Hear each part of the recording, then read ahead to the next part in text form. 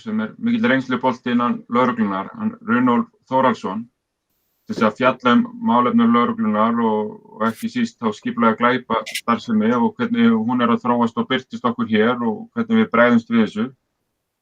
En velkomin Runólfur. Já, takk fyrir.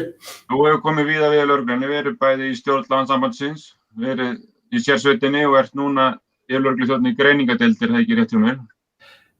Jú, ég hafði nú ekki tíma í gær í viðtalinu á RÚV að leiðrétta hann Sigmar en frami minn ekki svona rosalega hraður þó ég vildi að verða en ég aðstoðar yfirlögregluþjónn en sem deildarstjóri í greiningardeildinni.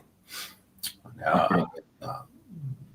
Og það nóg að gera hjá ykkur þessa dagana en kannski við bara byrjum þar svolítið að átt okkur á þessum heimi heimi veruleika sem hérna að þið í greiningardeildinni hafið alveg verið með puttan á púlsinum og fylgjast með og verið að segja frá þessu hvernig svona það eru skipulagðir glæpastarfsemi frá öðrum löndum að koma hingað og þá kannski með nýjar aðferðir, aðra menningu og annan veruleika. Já, akkurat. Þetta eitt af þessum skilgreindu hlutverkum sem að greiningardeildin hefur að við að vera með svona yfirsýn úr svona, já, góðri hæð að meta ógnina sem að samfélaginu getur stæðið að samfélaginu okkar að völdum alvarlegrar skipulagðrar brotastarfsemi. Það svona ágætt að minna á það að hugtakaskilgreiningin erlendis serious organized crime, það og skammstöfunin SOC. Þannig að það mikilvægt að aðgreina það að skipulagt brot getur verið skipulagt af einum einstaklingi eða tveimur, en þegar við erum að tala þessa alvarlegu skipulögðu brotastarfsemi þá erum við að tala kannski dálítið annan hlut heldur en þessi venjulegu brot sem að við eigum að venjast. Þarna erum við að tala að minnsta kosti 3 aðila sem hafa það markmið að hagnast og eru að brjóta lögin í hagnaðarskyni fyrst og fremst og með skipulögðum hætti.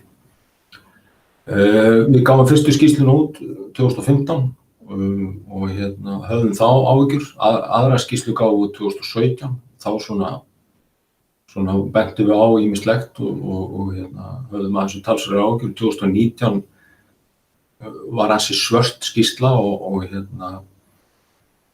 við, já, mér hefur heyrst það svona, hún hefur aðeins farið á flug núna í umræðinni og hún svona, myndi ég segja, býsna alvarleg. Og hvernig upplifið þið með þessa, þið hafið verið svona í drónaflugi yfir þessu og fylgjast með hvernig þetta að þróast.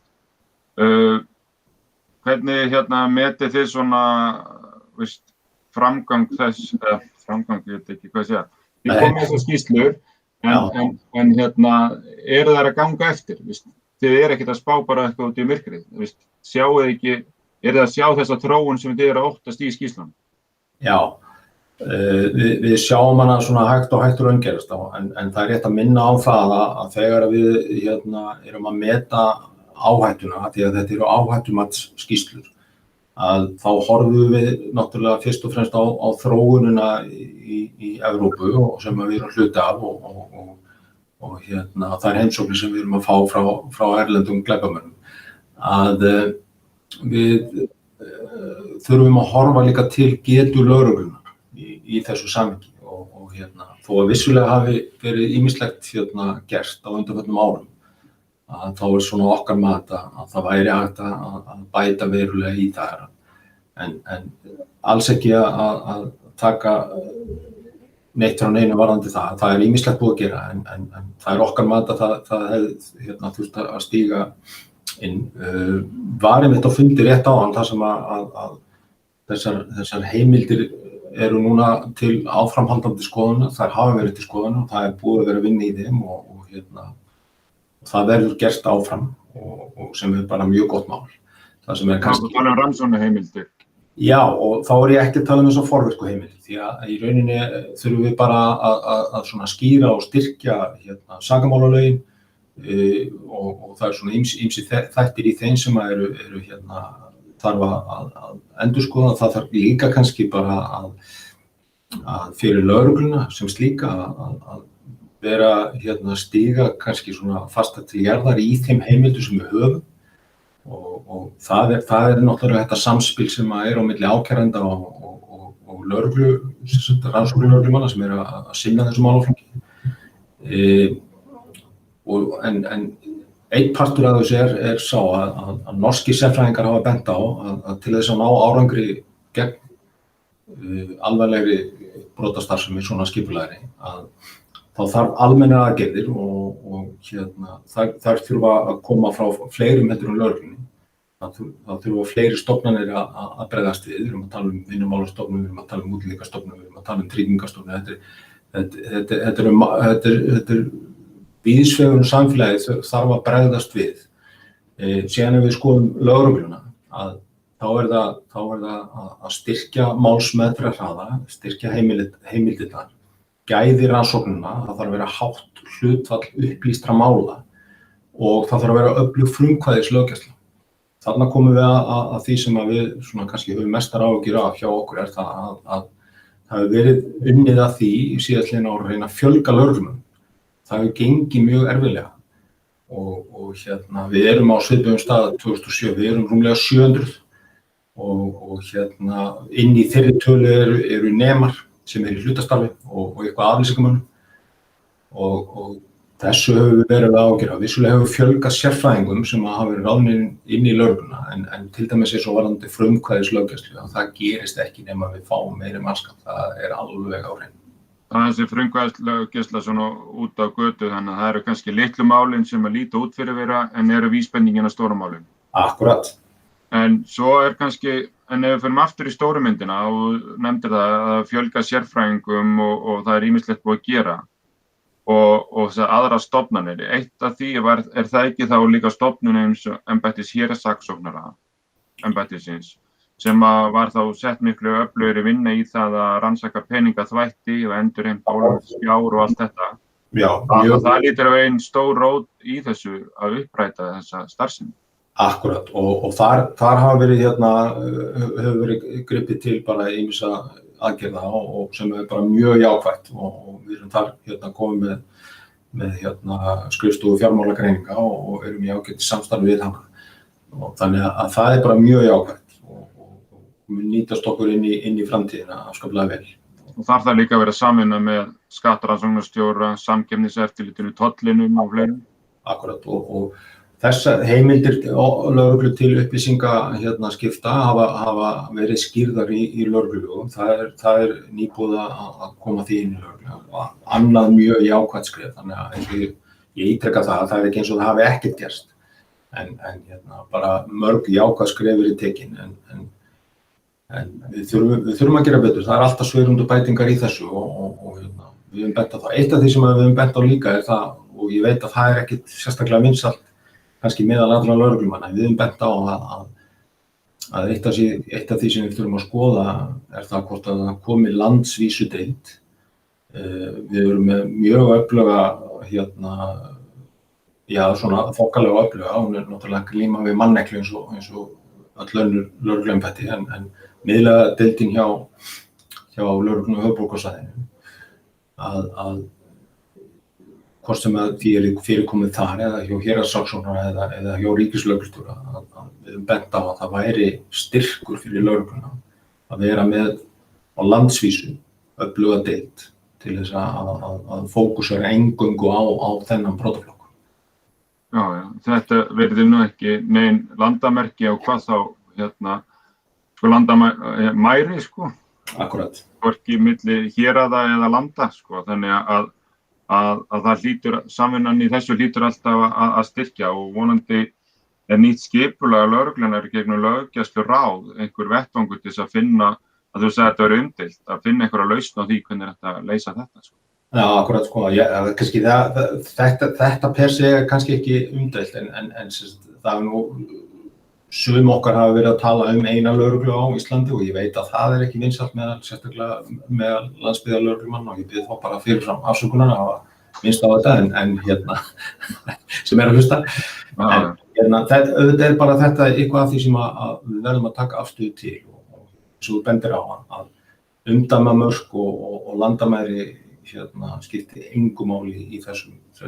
Við þurfum að greiða fyrir samskiptum, hvort sem það hér innanlands og svo alþjóða samskiptum og það mjög mikilvægur þáttur í því að við náum einhverjum árangri.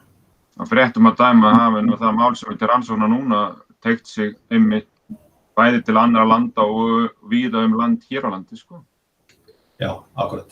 Þannig en þú nefndir aðeins hvað Norðmennirnir hefðu verið að segja þetta. En hvað með önnur Norðurlönd og okkar nágrannalönd með þessar rannsóknarheimildir sem þið að kalla eftir? Höfum við góð fordæmi þaðan eða erum við eftirbáta þeirra í þessu? Já, það er einna helst hefur verið bent á að héraðssaksóknari hefur bent á í sinni greinargerð til Alþingis að 12 vikna hámarksgæsluvarðhald áður og á þeim tímapunkti þurfa að gefa út ákæru að þetta getur bitnað á gæðum rannsókna því að þetta eru flókin mál, margir sakborningar, alþjóðleg samskipti, þau geta tekið tíma að bíða eftir gögnum og annað. Undantekningar ákvæði frá þessum 12 vikum eru mjög þröng og eins og öll undantekningar ákvæði eru að bera túlkaði mjög þröng. Þannig að það hefur verið bent á þetta. Afhending gagna eitt að í svona málum getur verið bara mjög erfitt þegar við erum að fá gögn erlendis frá að ef að þau skipta verulegu máli að þá getur það skaðað hugsanlega alþjóðlegt samstarf að við séum að afhenda gögn. Það er einhver vandkvæði á því. Akkurat. Og upplýsa rannsóknar aðferðir og annað slíkt? Jú, nákvæmlega, en þannig að verjendur náttúrulega alls ekki sammála þessu hjá okkur og þetta náttúrulega bara þetta mjög áhugavert samtali við verjendur þetta að sjálfsögðu til að tryggja hagsmuni skjólstæðinga sinna þá bíða þeir bara eftir því að fá gögn frá lögreglu áður en að þeir ráðleggja sínum sakborningum að tjá sig. En með forvirkar rannsóknarheimildir, ég þykist nú vita það að flest lönd eru með einhvers konar slíkar heimildir. Já, hversu mikilvægt það hér og hvað myndi slíkt færa okkur? Ég hugsa að það í sjálfu sér kannski svona aðeins önnur umræða vegna þess að þær skipuleg brotastarfsemi svona myndi falla í flestum tilvikum undir sakamálalögin. Það sem að erlendar öryggisþjónustur eru með að þær eru með sérstök eins og Danir, Norðmenn og svo sérstök sikkerhetslóg og þar geta þau farið af stað með það að hafa grun en hér þurfum við að hafa rökstuddan grun vegna þess að við erum ekki með neina svona heimildir í sakamálulögum. Þannig að það myndi nýtast íslensku lögreglunni betur í öðrum málaflokkum að vera með þetta afbrotavarnarhlutverk skýrara. Mér er frekar illa við þetta hugtak forvirkar rannsóknarheimildir vegna þess að þetta ein af þeim skotgröfum sem umræðan fer alltaf í að þessar önnur skotgröfin er vopnavæðing lögreglunnar og lögregluríki og umræðan virðist detta ofan í þá skotgröf og eins þetta með forvirkar rannsóknarheimildir. Allar þessar svona heimildir þurfa sterkt eftirlit og ég tel að það sé hægt að styrkja sakamálalöggjöfina á þess að við séum að ræða einhvers konar svona heimildir. Taka vægari skref til þess að byrja með. Já. Akkurat. En aðeins fyrir það aðeins yfir, hvað þýðir þetta fyrir almenning? Þessi þróun, þetta sem þér að segja í skýrslunum, hver ógnin? það hætta, eða er þetta efnahagsleg ógn, eða er þetta ógn af lífi og heilsu, eða hvernig á hinn almenni borgari upplifa þetta? Já, þetta mjög áhugaverður punktur og það er náttúrulega bara erfitt að tjá sig þetta því að auðvitað er þetta alvarlegur atburður inn í fjölskylduhverfi og fólki brugðið eðlilega en ég held að sé gott að horfa bara á þetta út frá því að við þurfum að hafa lögregluna okkar þannig búna og þannig þjálfaða að hún geti brugðist við og við svona alvarlegum málum á skömmum tíma. Mér finnst það röng nálgun að segja að það hefði engu breytt með nákvæmlega þetta mál að lögreglumenn væru vopnaðir. Það er ekki nálgunin. Spurningin er hvað ef almennir lögreglumenn á bíl hefðu stöðvað grunsamlegan bíl 10 mínútum eftir þetta morð. Hvar standa þeir lögreglumenn? Það er spurningin sem við verðum að spyrja okkur. Hafa þau nægilega þjálfun? Hafa þau búna til þess að takast á við mann hugsanlega undir áhrifum örvandi efna sem er nýkomin úr svona verknaði? Þetta er sú spurning sem að blasa við lögreglumönnum en ekki að tala það að lögreglumenn hefðu geta komið í veg fyrir þennan atburð per se. Þannig að þetta sýnir svona aðeins hvernig umræðan dettur oft ofan í einhver spólför sem erfitt að komast upp úr Akkurat og þetta það snýst kannski einmitt þetta. Við erum að tala öryggistilfinningu borgaranna. Borgarinn treystir lögreglunni til þess að hafa byggja sitt eigið öryggi og annað slíkt og þá verðum við að reyna að greina þessa ógn og reyna að koma í veg fyrir svona skipulega glæpastarfsemi og annað slíkt. Svo er það hitt, það er öryggistilfinning lögreglumannum. Já, akkurat. Og þeir vinna aldrei betur heldur en þeir finna sig sem öruggasta, Já.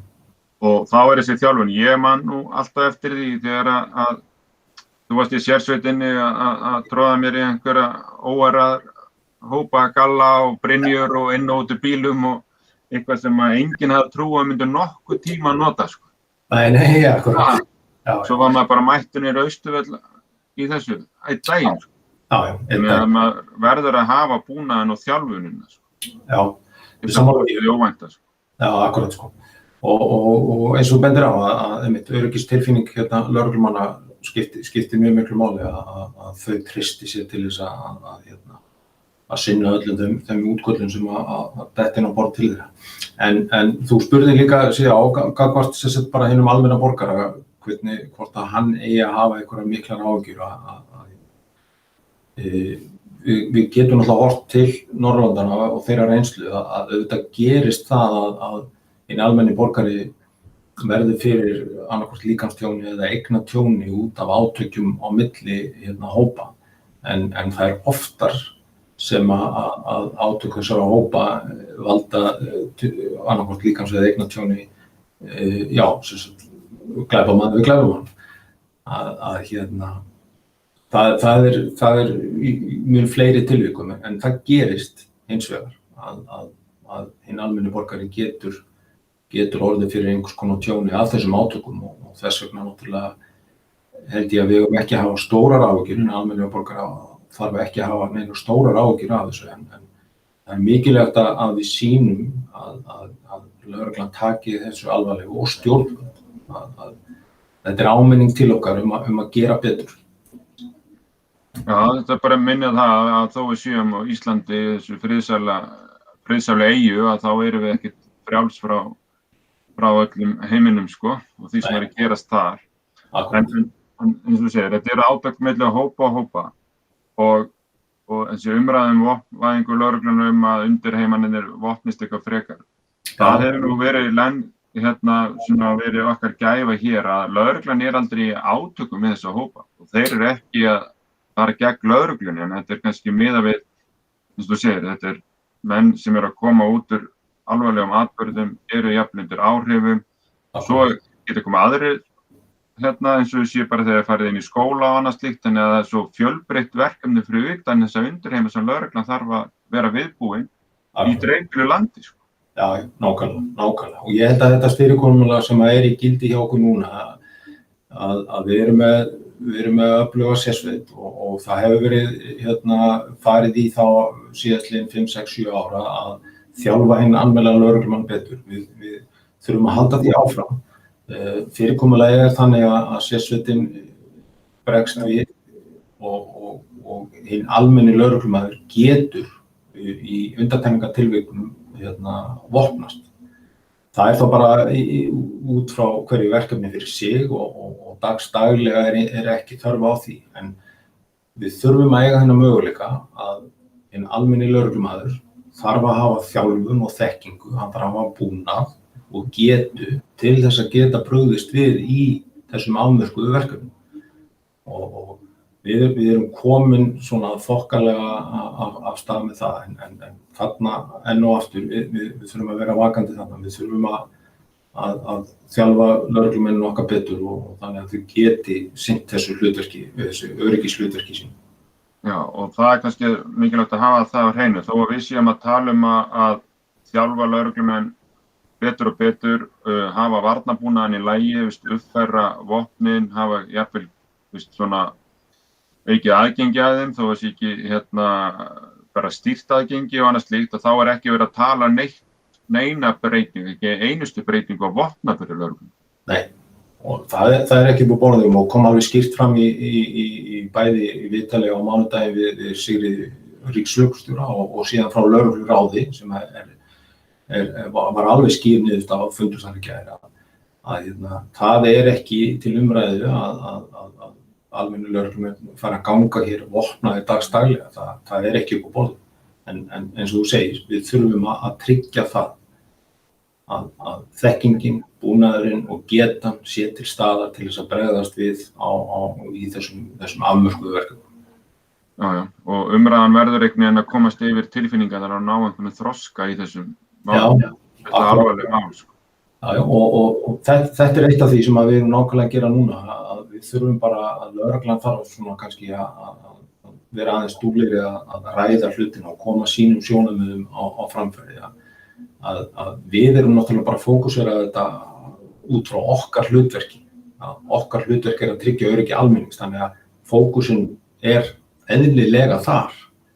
Og við fögnum allir umræðu önnur sjónarmið, en fólk verður að skilja það að þetta okkar lagalega skylda að tryggja öryggi almennings. Þess vegna eðlilega viljum við gera allt sem við getum, en bara enn og aftur. Almenni lögreglumenn hér ekki að fara að ganga vopnaðir dagsdaglega, bara endanlega að taka það út af borðinu. Það hefur líka alltaf komið skýrt frá Landssambandi lögreglumanna og könnunum með lögreglumanna að hinn almenni lögreglumaður vill ekki vopnast og vill ekki bera vopn. Meiri hluti þeirra, já, akkurat. Og ég hef heyrt það út undan mér að umræða það að keyra þennan spurningavagn aftur. Ekki kannski á morgun, en svona þegar þessi umræða hefur snjóað aðeins yfir hana, að þá held ég að væri skynsamlegt fyrir Landssambandið að keyra þennan spurningavagn aftur. Þannig við förum aðeins bara í lokin í eitt svona aðeins minna mál en ekki síst mikilvægara held ég, en talandi svona vopnaburð. Það eru teyserinn, rafbyssurnar. Já. Það annur svona umræða sem alltaf í tilfinningar og annað. Við erum að tala öryggistilfinningu og öryggi lögreglumanna og annað slíkt. Að þá held ég, má ekki líta þannig vilja lögreglumannum til þess að fá rafbyssuna til þess, eiginlega bara raunverulega vilja til þess að minnka þá valdbeitingarþörf sem til staðar. Já, akkurat, að lögreglumenn hafi fleiri verkfæri í valdbeitingarstiganum til þess að bregðast við þessum erfiðu dýnamísku aðstæðum þar sem að lögreglumenn, manneskjur í búning eru komin inn á vettvang þar sem að aðstæður eru algjörlega óútreiknanlegar, bæði vettvangurinn og fólki sem að lögreglumennirnir eiga við, að þau hafi þennan valdbeitingarstiga að hafi rýmri tækifæri til þess að eiga við ástandið. Og vissulega öll valdbeiting getur haft í för með sér meiðsli og í verstu tilvikunum jafnvel leitt til dauða. Það bara hefur gerst bara út allan heim hjá okkur. En þessi umræða, eins og þú segir, dettur oft inn í tilfinningarlega svona spólför en megin tilgangurinn sá að lögreglumennir hafi fleiri tröppur áður en að við förum í endanlegu valdbeitingu. Og það sko, ég sé bara skýrar rannsóknir og tölulega niðurstöður frá til dæmis Skotlandi og Bretlandi og víða að þegar að lögreglumenn fá teiserinn eða byssuna að þá fara slys á lögreglumennum niður einhver 70% og á þeim handteknu niður 50%. Þannig að meiðsli bara kringum handtöku eða valdbeitingu dregst saman við. Já. En vissulega upplifa einhver sér að það sé ógn að sjá rafbyssuna en ef svo ógn dregur úr valdbeitingu, sumir kannski taka það sem öðru sé valdbeitingu, það ekki gott að segja. Nei, akkurat. En, hvað sér þið? Já, þetta bara mjög mikilvæg umræða og alltaf náttúrulega verðum að hafa bak við eyrað að við störfum í umboði samfélagsins, við störfum í umboði borgaranna og þau verða að þola það sem að við gerum og þannig að þetta samspil, það verður að vera traust og ef að þessi ákvörðun að taka upp teysir eða auka við þessar valdbeitingarheimildir ef að samfélagið samþykkir það ekki, þá getur það rýrt trausti. Þannig að við þurfum alltaf að rökstyðja mál okkar mjög vel og við þurfum að gera það í sátt við samfélagið, það mjög mikilvægt. En lögreglan gerir ekki mikið á þess að hafa traust, sko. Nei. En þá þetta búið að vera mjög fróðlegt samtal við Jón Ólafur og sko þú ert að segja þetta eru stjórnvöld almennt, þetta eru fleiri stofnanir og eftirlitsaðilar ríkisins sem þarf að vinna saman. Lögreglan þarf að vera vel undirbúin með réttum heimildum og annað og svo þarf að vera þjálfun og kraftur í og fjöldi lögreglumanna. Þannig að þetta svona stóra samhengi sem við erum öll að vinna saman að núna. En svona lokaspurning, er eitthvað svigrúm innan lögreglu núna til þess að forgangsraða verkefnum öðruvísi og nýta sinn mannafla og kraft betur? Það bara hinn daglega áskorun hjá okkur forgangsröðun og maður heyrir það frá útkastslögreglumönnum á höfuðborgarsvæðinu að það bara daglega áskorun að forgangsraða og eins í miðlægðardeildinni og á Suðurnesjum og hjá Héraðs að þetta stöðu áskorun hjá okkur og þannig að það var, ég myndist á það í viðtalinu í gær á RÚV að 2013 og ég endurtek 2013 þá var niðurstaða þverpólitískara nefndar, þetta var nefnd sem var skipuð af innanríkisráðherra og fulltrúar allra flokka í þessari nefnd. Þau lögðu til fjölgun upp á 200 lögreglumenn á þeim tíma. Það hefur ekki náðst og það pínlítið stóra málið í þessu. Já, þetta bara verkefni framundan að vinna að eflingu þessara þátta, þessu samstarfi, fjölda lögreglumanna og svo þennan varnarbúnað og heimildir. Akkurat. Við förum bara saman í þetta. Yes, sir. Besta mál. Kæra þakkir fyrir þetta. Sömuleiðis.